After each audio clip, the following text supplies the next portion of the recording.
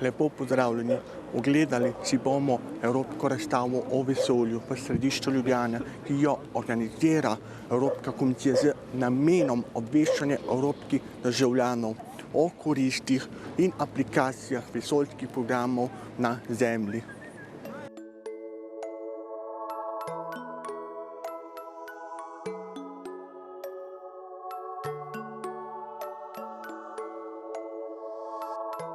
Pozdravljeni na Evropski razstavi o vesolju.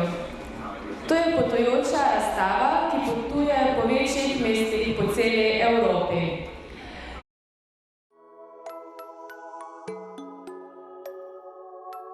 To so sateliti sistema Galileo.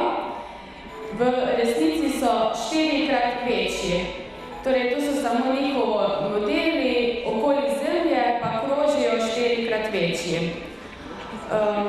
Galileo je navigacijski sistem, ki ga torej razvija Evropa oziroma Evropska vesoljska agencija.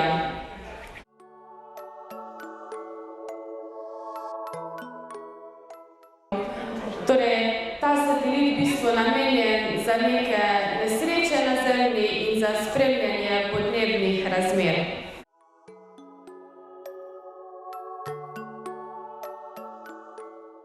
Rdeče pike predstavljajo požare. To so požari, ki so trajali več kot 10 dni in so bili zaznani s pomočjo satelitov.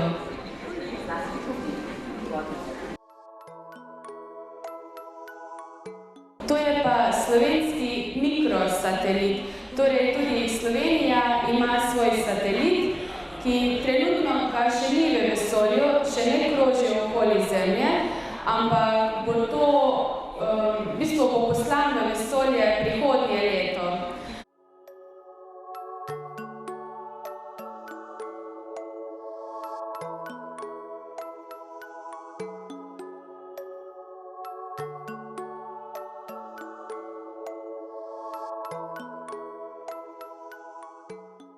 Ja, Slovenija je, ta razstava je prvič v Sloveniji, ker razstava zdaj že je 3. leto na poti po Evropi, tako da je Slovenija oziroma Ljubljana 23. mesto po vrsti, ki ga je razstava obiskala.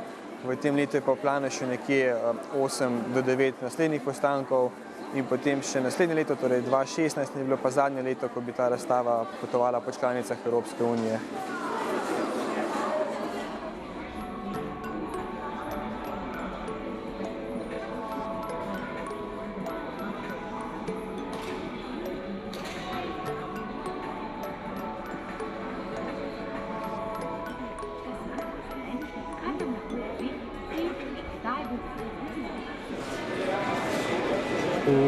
V tem je bilo tudi zelo zanimivo, zraven so bili tudi podnapisi, kar je bilo več kot polovica ima podnapise, kar običajno ni na razstavah.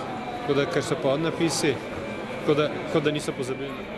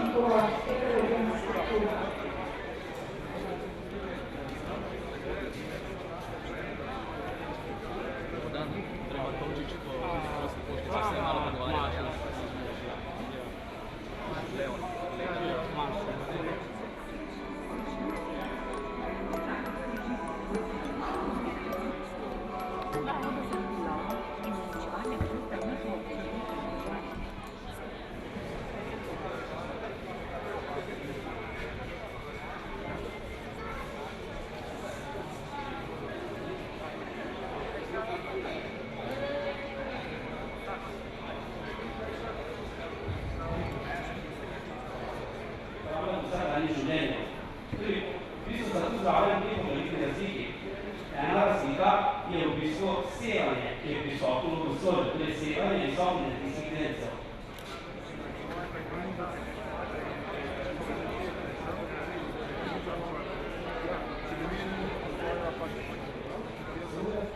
Vi ste zadolženi za testiranje podatkov in vesoljskih komponent. Najbolj bi samo še podatkov in kako smo razdelili tudi sklope, in sicer Mi se pojavljamo na tej razstavi predvsem zato, da pokažemo slovenski širši javnosti, da se z vsemi temi stvarmi, ki so tukaj razstavljene, da en del se tudi ukvarjajo ljudje v Sloveniji, da smo v stiku z razvojem vesoljskih tehnologij. Ponudnikov, ki ponujajo storitve in razstave raket, ima nekako, rečemo, svoj menedžer. Da moraš poslediti določenim proceduram, določenim načrtom in je stvar preverjena. Pokažemo, kaj vse mora neka komponenta satelit prestati, preden ga lahko pošlješ v vesolje.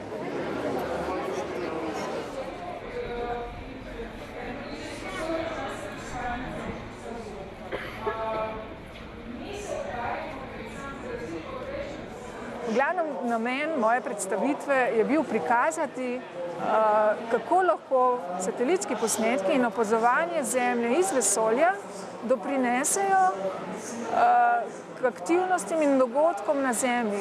V prvi vrsti je pri opazovanju poplav pomembno, da posredujemo podatke tistim, ki jih rabijo, se pravi tem, ki koordinirajo pomoč in dela na terenu takrat, ko se nesreča zgodi.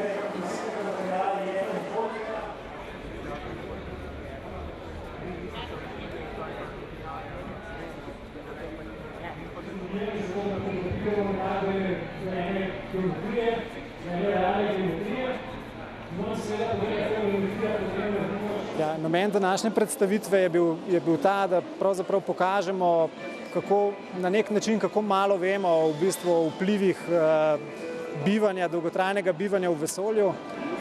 Predvsem recimo koža, za katero pa ne bi si vsak mislil, glede na to, da je največji organ, ki ščiti vse ostale, pa je pravzaprav velika luknja v našem znanju. Tako da zdaj z leti nabiramo te informacije in se gradimo eno trdno sliko, v bistvu, kaj se pri tem dogaja.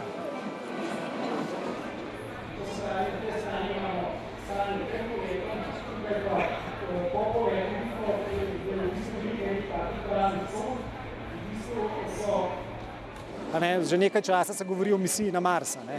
Zdaj seveda misija na Mars bo trajala kar precej časa.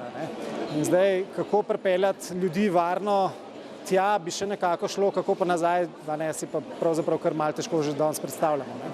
Tako da v bistvu zato so te raziskave v bistvu zelo pomembne, pa tudi seveda za misije, če pogledamo misije na mednarodni vesoljski postaji, da nas trajajo že precej časa. Ljudje so po 6 mesecev in več na postaji, tako da je dobro vedeti, kakšen vpliv ima to na njihovo zdravje. Vse 4 predavanja je tudi spet vsak po svoje zanimivo, ampak pač študiram na področju zdravja, tako da me je najbolj zanimalo zadnje predavanje, ki je govorilo o koži, kako se odziva koža v vesolju, če je dolgotrajno bivanje.